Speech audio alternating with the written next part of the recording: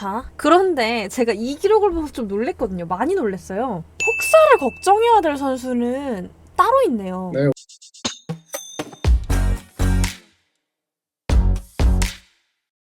안녕하세요, 소리난 롯데딸 꽃결입니다. 구독과 좋아요, 알림 설정까지 부탁드리면서 이현승님께서 말씀해주셨어요.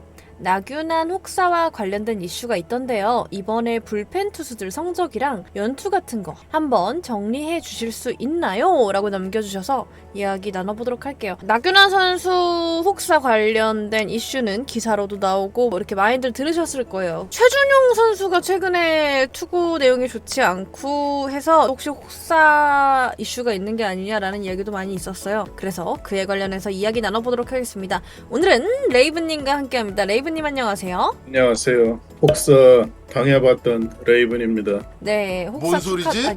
축하? 혹사 너무 안타깝습니다. 오늘 비가 오는데 어깨가 쑤셔서 죽겠습니다.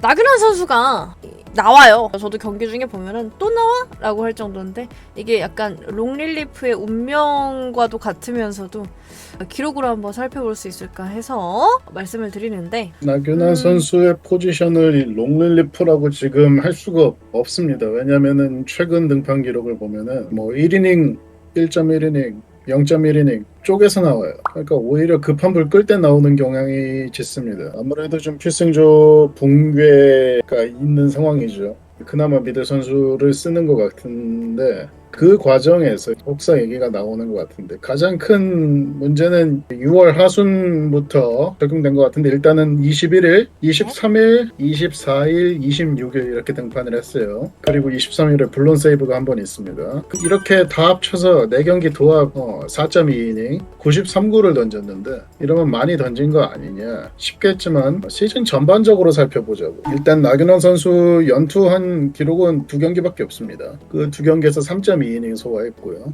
오히려 연투를 한 경기가 연투 안 한 경기보다 성적은 더 좋았어요. 네, 그리고 멀티 이닝 소화가 지금 점차 줄어드는 상황이죠. 애초에 나균환 선수 이번 시즌 출발이 좀 애매했습니다. 선발이라고 확정된 것도 아니었고 불펜에서도 벌크가이 역할을 하다가 그러다가 스윙맨이라고 봐야 되겠죠. 이제는 여기저기 이제 불려나가는 상황이 된 것 같긴 한데 그럼에도 불구하고 나균환 선수 지금 나름 관리가 잘 되고 있는 상황이고요. 근데 이러면 지금 시즌 페이스가 100이닝이 넘는 게 아니냐 계산을 하면은 이게 단순 연산의 함정이죠. 그래서 걱정하시는 분들이 굉장히 많거든요. 그래서 나균환 선수 구원 투수로서 얼마나 나왔는지 한번 구원 투수들 등판 기록이랑 한번 비교해 봅시다. 혹사 노나의 선수는 다른 선수가 아니라 김명신 선수 같은 이런 선수들이 혹사 얘기를 해야지. 근데 김명신 선수 왜 이렇게 많이 던져? 부산에서 뭐 매년 한 명씩 나오잖아요. 그리고 나서 최준용 선수인데 이거는 좀 이따가 얘기를 하겠습니다. 준비를 따로 해놨어요. 그 외에 대체로 이닝을 많이 소화한 선수들이 경기당 1이닝 조금 넘게 던지고 있는데 나균환 선수는 적은 경기인데 17경기를 구원 등판했는데 32.1이닝을 던졌다. 이게 포커스인 것 같은데 근데 이거엔 함정이 있죠. 일단 나균환 선수가 벌크가의 역할로 중간에 등판한 경기가 몇 경기 있습니다. 이게 지금 살펴보면 시즌 초에 2번이 있었는데 그때 5이닝과 4이닝을 던졌고요. 그럼 벌써 9이닝 날라가죠. 네, 선발은 여기에는 포함 안 돼 있어요. 여기 이닝 소화에는. 선발은 4경기 등판해서 22이닝을 총 소화했습니다. 경기당 5이닝 보이죠. 그러니까 나름 관리는 받고 있는 상황이고 단순 연상으로 생각을 해가지고 등판이 17번인데 이닝이 32이닝 이상을 했다. 그래서 지금 더 등판하게 되면은 이닝 소화수가 너무 많아진다. 그래서 이거를 혹사다라고 생각을 하실 수 있을 것 같아요. 하지만 나균환 선수가 이렇게 뭐 포지션 전환을 이제 필요로 하는 때 보면은 나는 관리를 받고 있어요. 선발 이제 전환을 할 때 보통 이틀 정도 아예 등판을 안 하고요. 선발 등판 후에도 이제 이틀 정도 등판을 아예 안 하는 상황이고 그 외에 불펜으로 소화할 때는 멀티이닝 한 번 정도 있었고 그 외에는 이제 그냥 클러치 상황 막으라고 내보내는 정도가 다거든요. 다만 제가 걱정이 되는 건 그거예요. 선발 등판을 하고 바로 며칠 후에 불펜 등판을 또 하고 요게 좀 걱정이 좀 되는 것 같아요. 저뿐 아니고 많은 분들도 아마 그게 걱정이 돼가지고 말씀을 하시는 것 같아요. 그거는 뭐 어쩔 수 없습니다만 현재로서 그 역할을 대신해줄 자원을 아직 찾지 못한 게 가장 큰 문제겠죠. 서준원 선수가 있었지만 지금 2군에 내려가 있고요. 자, 다음. 한편 최준용 선수 얘기도 한번 봅시다. 최준용 선수 체력 떨어진 거 아니냐 이런 얘기 나오는데 사실 최준용 선수는 냉정하게 말하겠습니다. 리그 마무리 투수들 중에 가장 이제 윤택한 등판 일정을 누리고 있어요. 근데 저도 이거 좀 놀랐는데 최준용 선수가 연투를 한 경기 5경기밖에 없습니다. 마무리 투수가 이런 경우 거의 없죠. 시즌 반 근데 지났는데.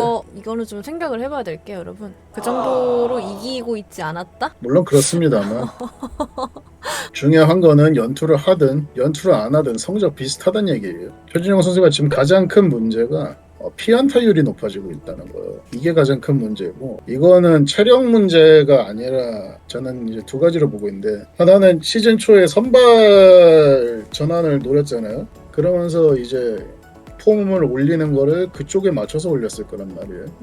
그래서 이 선수의 포심 구종 가치가 지금 확 떨어졌습니다. 작년에 10점대를 넘었었는데 지금 마이너스 1.7이거든요. 원래 최준용 선수가 직구 하나는 정말 기가 막힌 선수라서 셋업맨을 그렇게 잘해줄 수 있었잖아요. 세단면은 파워피쳐야 된다. 음. 계속 강조를 했었는데 지금 보직 변경이 아마 조금 안 맞을 거예요, 몸에. 선발도 물론이거니와 마무리도 이 선수한테는 안 맞는 보직이라고 생각을 합니다.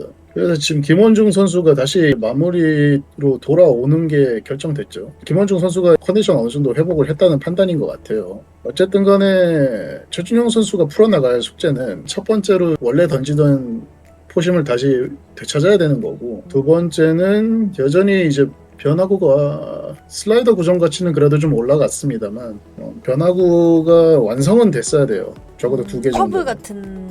선발 전환을 생각했더라면 더더욱 이제 3피치 이상을 확실하게 장착을 했어야 되는 상황인데 지금 믿을 거는 슬라이더밖에 없다는 얘기죠. 그리고 최근 경기에서 계속 슬라이더 던지는 거 안 보이세요? 예전에 같으면 자신 있게 직구를 집어 던졌겠죠. 직구 구속이 떨어지는 날들이 있어요. 그러면 제구도 날리기 시작을 하거든요. 회전수가 떨어진 건가라는 걱정도 되거든요. 밸런스를 다시 되찾는 게 가장 큰 관건이지 이 선수가 뭐 무리를 해서 체력이 떨어져서 그런 건 절대 아니란 얘기입니다. 그러면 올 시즌 지금 트레이닝 하면서 선발을 준비했었고 다시 돌아왔는데 보직이 셋업맨에서 마무리로 변경이 됐다. 그럼으로 인해서 밸런스가 좀 무너졌다. 구원 투수로서의 밸런스를 얘기하는 거죠. 마무리로 맞췄던 게 아니니까. 사실 최준용 선수를 못 믿게 된다는 건 롯데자이언츠의 정말 큰 문제이긴 해요. 제발 빨리 본인의 밸런스를 찾았으면 좋겠고. 자, 다음.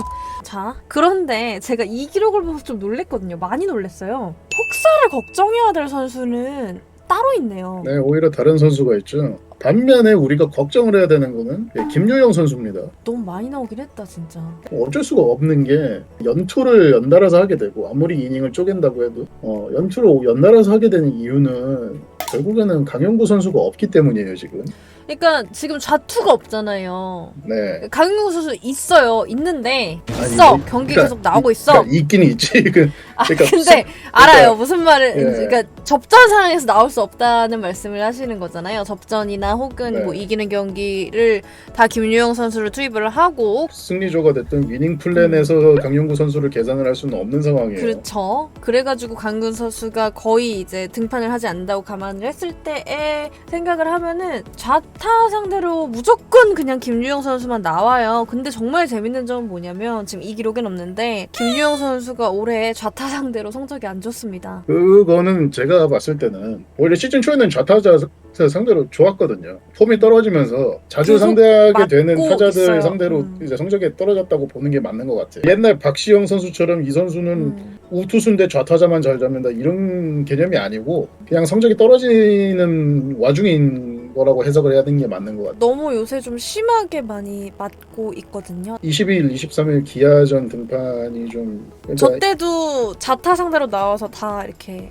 22일에는 무실점으로 막았습니다만 23일에 아웃카운트를 하나도 못 잡고 2자책으로 내려갔거든요. 그때 보면은 아마 그 소크라테스 선수는 그냥 내보내고 그 다음에 김주영 선수가 등판해서 나성범 선수 상대를 시작을 하면서 그렇게 점점 맞아 나갔을 거예요. 한창 때 이제 나성범 선수는 지금 페이스 올라오는 와중이었고 아무래도 지금 리그에서 강한 좌타자들을 상대로 계속 나오게 되는데 반면에 이 선수는 제가 말씀드렸듯이 오버페이스였고 상대하는 거는 계속 중심 타자들이고 피안타율이 급증하고 이닝 소화가 많아진다고 봐야 되나. 그러니까 아웃카운트는 못 잡았으니까 그 이닝 소화는 안 했지. 투구 수는 많아지겠죠. 네, 그렇죠. 어쨌든 간에 이 선수에게는 좀 휴식이 필요한 상황이에요. 지금 급합니다. 근데 어떻게 해요? 우리 좌투 없는데? 비상 상태이기 때문에 오히려 지금은 김진욱 선수 다시 좌완 불펜으로 돌려야 되는 상황이 아닌가. 진짜 이거는 고육주책이 필요합니다. 근데 문제는 그러면 나균환이 가냐? 그럼 아까 이 악순환이 반복이 되는 거죠. 좀 올스타 브레이크 때 정리를 한번 했으면 좋겠어요. 네, 지금 어수선하죠. 로테이션이 예. 완성이 안 돼 있는 상황이에요. 근데 뭐 여느 팀이나 지금 다 그러고 있긴 합니다. 스프링 캠프를 계속 한국에서 진행했던 누적된 피로가 계속 진행이 되는 게 아닌가 할 정도로 이제 전 구단이 부상이 좀 생각보다 되게 많아요. 그러다 보니까 진승현 선수 콜업도 한번 시도해보고 뭐 아니 근데 그랬습니다. 신승현 선수 좋았어. 나균환 선수 혹은 최준용 선수 이닝 소화는 많이 느껴지시겠지만 이것도 정확히 말씀을 드릴게요. 그 기록을 한번 봐주시면 생각보다 관리가 되고 있는 차원입니다. 우리가 스윙맨을 찾아야 한다는 숙제에 이제 맞닥뜨려 있다는 거 한번 말씀을 드리고요. 오히려 관리를 받아야 되는 선수는 혹사라는 타이틀을 걸고 있는 선수는 김유영 선수라는 거. 아니 다시 이거 한번. 진짜 10경기 연속 등판 이건 안 돼요. 큰일 나요. 근데 아무리 그 이닝을 못 먹어도 결국 그러니까 마운드 나가서 투구를 하잖아요. 이게 잘못되긴 했어. 그래서 김유영 선수라는 거 다시 한번 말씀을 드리고 롯데자이언츠 언제나 투수 문제가 있지만 좌완은 좀 어떻게 해결을 좀 해야 되지 않을까. 정말 고육지책으로 김준욱 선수가 다시 불펜으로 잠깐 내려와야 되나. 여러분 꽃겨울팀은 여러분의 댓글을 모두 읽고 있습니다. 많은 댓글 여러분의 생각 부탁드릴게요. 저는 아프리카TV에서 롯데 야구를 중계 중입니다. 함께 보시고 싶으신 분들은 아프리카의 꽃겨울 검색하셔서 오시면 좋을 것 같아요. 더 자세한 내용은 레이브님 블로그에서 확인하실 수 있으니까요. 레이브님 블로그 또 많이 들려주세요. 지금까지 서울이 난 롯데딸 꽃겨울과 레이브님이었고요. 우리 다음에 또 봐요. 안녕. 안녕. 사실은 그 누구보다 레센세는 김유영을 좋아하는 거 아닐까? 아 살아갈걸 아마? 내가 봤을 때? 아니 이게 어떤 거냐면은 아니 제일 걱정해. 그러니까 내가 그 박세용 선수 옛날에 욕하던 거랑 똑같은 거라니까. 아이 제일 사랑해 지금.